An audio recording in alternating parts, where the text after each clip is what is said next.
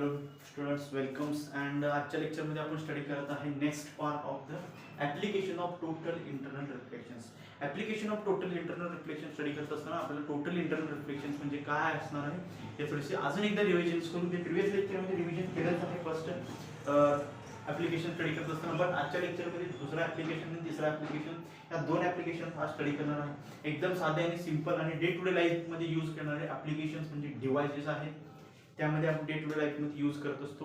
हे इमेज क्लॅरिटीसाठी आपण यूज करतो. टोटल इंटरनल रिफ्लेक्शन म्हणजे जी काही रिफ्रॅक्शन होत असते from denser medium to rare medium. Light travels from denser medium to rare medium. Then refracted rays are bends away from the normal and after some times at a particular angle, that is critical angles, the refracted angle is exactly perpendicular to the normal inside the rarer mediums.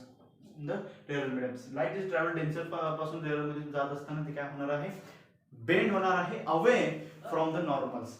Then another parts we have studied the total internal reflections. जेव्हा आपण critical angle पेक्षा जी काही angle वाढवतो incident angle, तेव्हा light refracted रे काय होत असते, rare medium मध्ये पास होत नसता सेम मीडियम मध्ये रिफ्लेक्ट होत असते.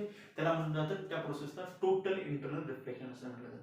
आणि याच्या प्रिव्हियस लेक्चर मध्ये आपण स्टडी केला ऑप्टिकल फायबर्स म्हणजे काय, त्याचे युजेस काय आहेत आणि ते कुठे कुठे यूज केले जाते आणि त्यामध्ये टोटल इंटरनल रिफ्लेक्शन कसं होत असतं आपण स्टडी केलं आहे. ऑप्टिकल फायबर मध्ये एकदम थिन आहे.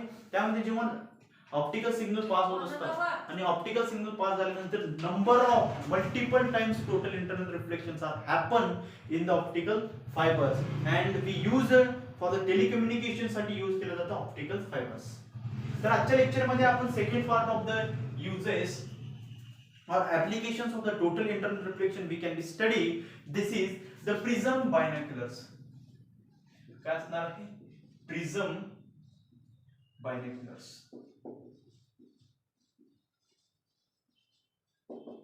Binoculars म्हणजे आपल्याला समजलं असेल की it is the device which can be see the clear image from the farther distance from we. म्हणजे आपल्यापासून एकदम फार डिस्टन्स वर असलेली जी काही इमेजेस आपण क्लिअरली बघू शकतो, ऑब्जेक्ट क्लिअरली बघू शकतो, त्याची इमेज आपण क्लिअरली बघू शकतो, त्याला म्हटलं जातं बायनोक्युलर्स.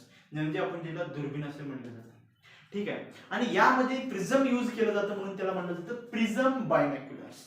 तर हे डे टू डे लाईफ मध्ये यूज करण्यासाठी जे काही डिव्हाइसेस आहेत जे आपण यूज करत असतो सतत. आणि जर आपल्याला प्रिझम बायनोक्युलर स्टडी करायचं असेल तर तुमच्याकडे एखादा प्रिझम बायनोक्युलर्स असेल किंवा कुठले बायनोक्युलर्स तुमच्याकडे अवेलेबल असेल तर त्याला तुम्ही काय करू शकता, ब्रेक्स करून त्याचे आतले पार्ट आपण स्टडी करू शकतो. ठीक आहे. असं तेव्हा करू शकता जेव्हा त्याची यूज भरपूर झाल्यानंतर किंवा नवीन आणून डायरेक्ट आपण हे करायला प्रयत्न करू नये. ठीक आहे. तर आपण प्रिझम बायनोक्युलर स्टडी करताना the binocular using only two cylinders, म्हणजे या ठिकाणी दोन सिलेंडर्स असतात जे काही आपण दोन हातात धरतो असं बघतो असतो.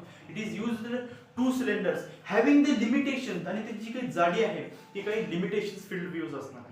It is having the limitations and the distance between them it is also limited. आणि त्याचे जे काही डिस्टन्स बिटवीन दोन सिलेंडर मध्ये असणार आहे ते तितकंच डिस्टन्स असणं गरजेचं आहे जितकं आपल्या दोन डोळ्यामध्ये डिस्टन्स आहे. फक्त आपल्याच दोन डोळ्यामध्ये डिस्टन्स जितका आहे तितका असणे गरजेचं आहे, कारण की एकाच माणूस एका टाइमला यूज करू शकतो.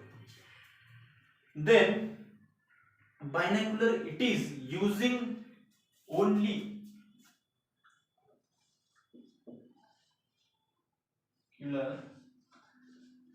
using only two cylinders,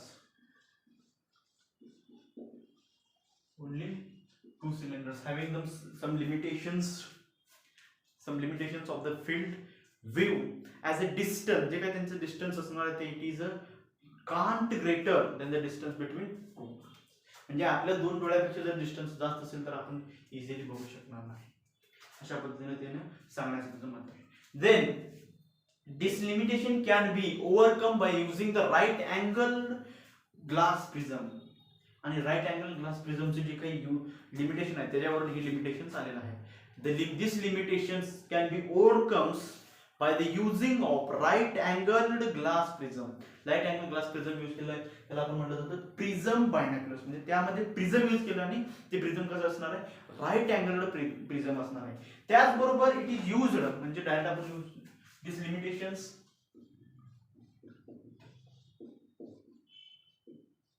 These limitations overcomes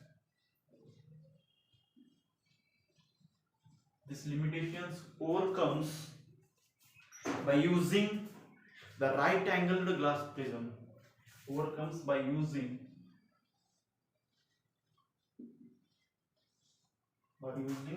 right angled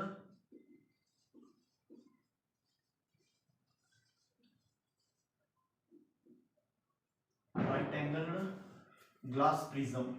ठीक आहे, राईट अँगल ग्लास प्रिझम. आणि ती जी काही ग्लास प्रिझमची जी काही क्रिटिकल अँगल असणार आहे I C is approximately may be 42 degree or 43 degree. म्हणजे जी काही अप्रॉक्सिमेटली क्रिटिकल अँगल असणार आहे हे इतके असणार. Use for the total internal reflections. आणि ह्याच्यापेक्षा जेव्हा इन्सिडेंट अँगल जास्त असेल तर ते काय होणार आहे त्या ठिकाणी total internal reflection. And this angle is used for total internal reflections. Total internal reflections. ठीक आहे, आपण या ठिकाणी थोडासा डायग्राम काढायचा प्रयत्न करायचा आहे. तुम्हाला सगळ्यांना माहितीच असेल की बायनोक्युलर्स कसे असतात. तर हे दोन सिलेंडर्स आहेत असे कन्सिडर करायची गरज नाही, हे आहेतच. ठीक आहे, तर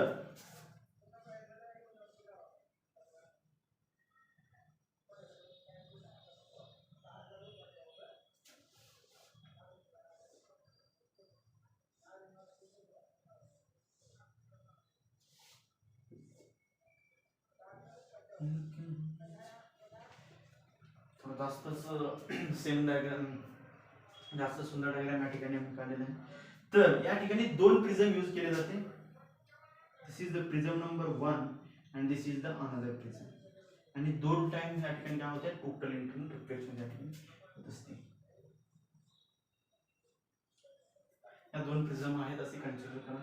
डायग्राम जास्तच एक्झॅक्टली नाही आहे बट स्टडी करण्यासाठी इतकं आपल्यासाठी पुरेसं आहे.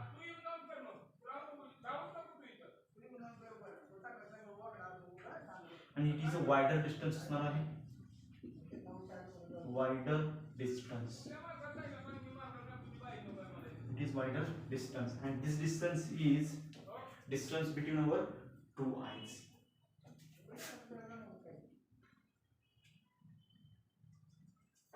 अशा पद्धतीनं ते रेज आहेत टोटल इंटरनल रिफ्लेक्शन या ठिकाणी होत आहे.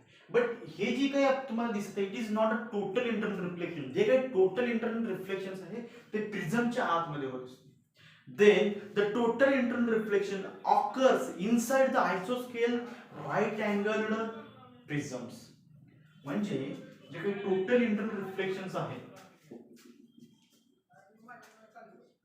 the total internal reflection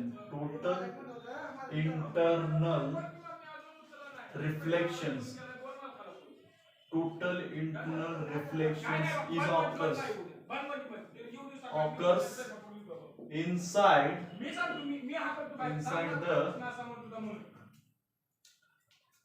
inside the isoscaled right angled prism. Is inside the isoscales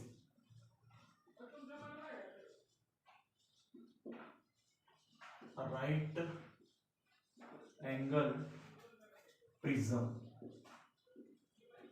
म्हणजे जी काही आपण या ठिकाणी बघत आहे ही हे न करता जी काही इनसाइड्स होत असते म्हणजे या डेन्सर मीडियम मधून ही जी काही रेज येत आहे आणि रेअर मीडियम मध्ये जात असते त्या ठिकाणी या ठिकाणी टोटल इंटरनल रिफ्लेक्शन त्या प्रिझमच्या आत होत असते. अशा पद्धतीने हे second prism binocular that is applications of the total internal reflections आपण स्टडी केलं. यामध्ये काही नाही, दुर्बीण घरातलं घ्यायचं, तोडायचं आणि त्याचं आपण स्टडी करायचं. दिस इज ओल्ड म्हणजे ते जुनं असणं गरजेचं आहे. ठीक आहे, नवीन दुर्बीण पडला तर प्रॉब्लेम होऊ शकतो. देन थर्ड टाइप तर खूप इंटरेस्टिंग असणार आहे. पेरिस्कोप्स. That is periscope. पेरिस्कोप एक असा डिव्हाइसेस आहे त्यामध्ये टोटल इंटरनल रिफ्लेक्शन होण्यासाठी तिथं देखील प्रिझमच यूज केलं जातं.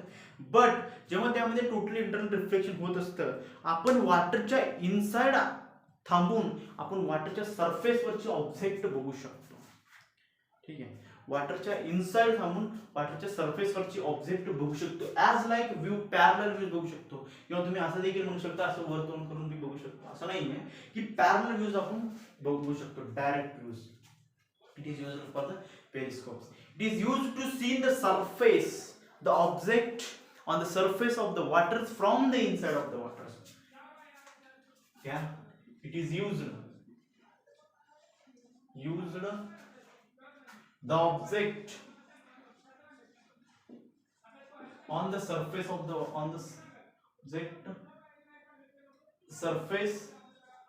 object from किंवा object on the surface of water, on the surface of water is used to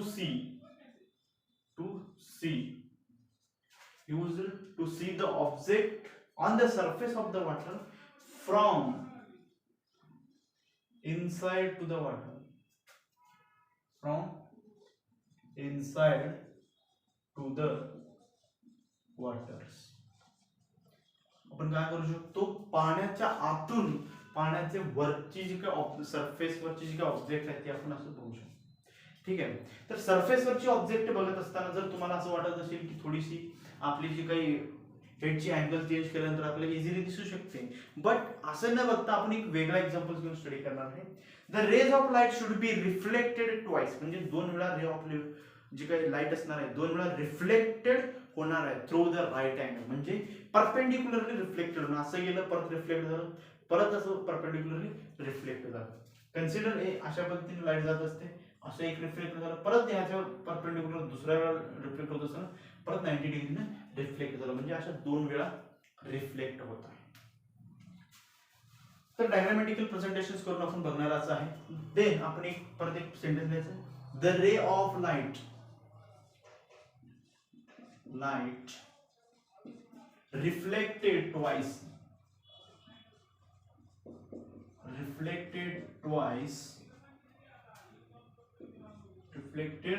the ray of light reflected twice to the right angle, the right angle.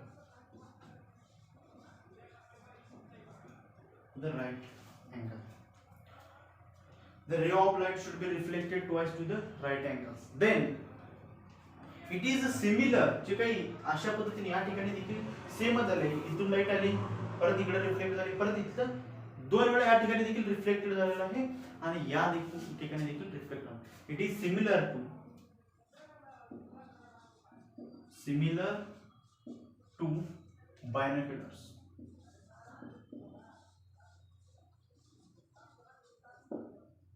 It is similar to those in the binoculars. Reflections is similar. ठीक आहे, reflections is similar to, ज्या पद्धतीने तिथे दोन वेळा reflections होत आहेत त्याच पद्धतीने या ठिकाणी देखील होणार आहे. Reflections is similar to the binoculars. And this total internal reflection is also occurs in the isoscaled right angle prisms. These total internal reflections,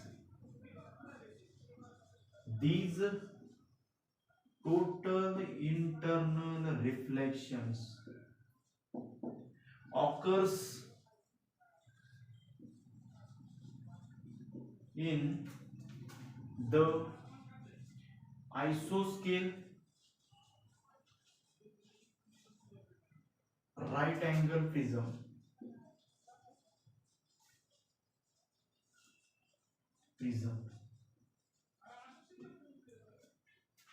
आयसोस्केल right angle prism या ठिकाणी देखील आयसोस्केल राईट अँगल प्रिझम मध्येच होत असते. तर आपण आता बघायचं की पाण्याच्या आतून पाण्याच्या सरफेस वरले ऑब्जेक्ट आपण कसं बघू शकतो. ठीक आहे, एक नदी आहे,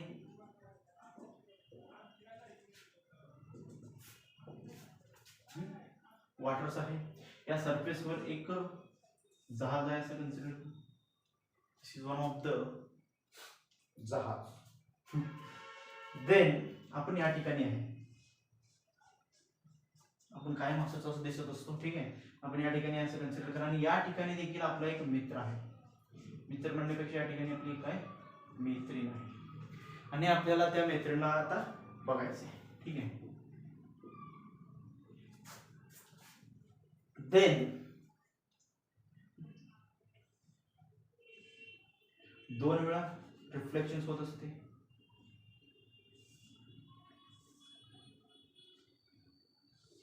बघू आता काय बघायचं, ठीक आहे. टोटल परपेंडिक्युलर नाहीये, बट या ठिकाणी एक प्रिझम आहे आणि या ठिकाणी देखील एक प्रिझम आहे आणि याच जागी एक रिफ्लेक्शन होत असते आणि second times twice times reflection होऊन आपल्याला जिला बघायचं तिला आपण बघू शकतो. इनसाइड फ्रॉम सरफेस म्हणजे आतून सरफेसवरून बघू शकतो, ठीक आहे. अशा पद्धतीने एक सुंदर डायग्राम या ठिकाणी ड्रॉ केली. दोन वेळा रिफ्लेक्शन त्या ठिकाणी होत असते आणि आपल्याला जे काही बघायचं ते आपण बघू शकतो. From the surface, on the surface of the water, from inside, आतून सरफेसच्या वॉटरच्या आतून आपण वॉटरच्या सरफेस वरल्या ऑब्जेक्ट आहे. इथून जर डायरेक्ट असे बघायचं म्हटलं की आपल्याला फक्त जहाज दिसणार आहे, ती दिसत नाही, पण तिला आपल्याला बघायचं आहे. त्यामुळे आपण काय केलेलं आहे, या ठिकाणी पेरिस्कोप्स यूज केलेला आहे. आणि जर आपण फिजिक्स शिकला असाल तरच त्या ठिकाणी पेरिस्कोप यूज करून आपण बघू शकतो, नाहीतर ठीक आहे.